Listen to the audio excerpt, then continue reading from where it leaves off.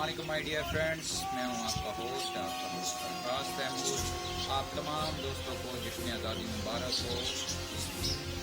14 अगस्त 1947 का हमारा मुल्क हमारे वजूद में आया।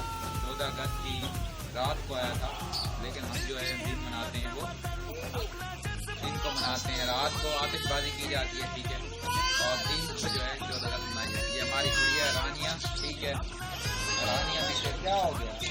पाकिस्तान जिंदाबाद, पाकिस्तान। जिंदाबाद, रानिया आप भी बोलो पाकिस्तान जिंदाबाद, पाकिस्तान जिंदाबाद, पाकिस्तान जिंदाबाद। पाकिस्तान।